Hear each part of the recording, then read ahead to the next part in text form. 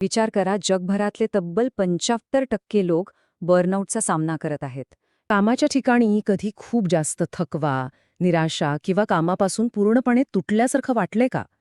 जर याचं उत्तर हो असेल तर तुम्ही एकटे नाही आहात.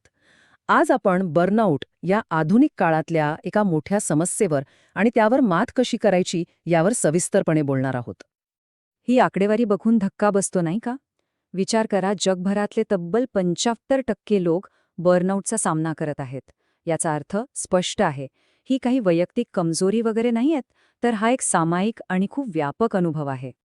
या एका वाक्यात खरं तर या संपूर्ण प्रवासाचं सार दडलेलं आहे.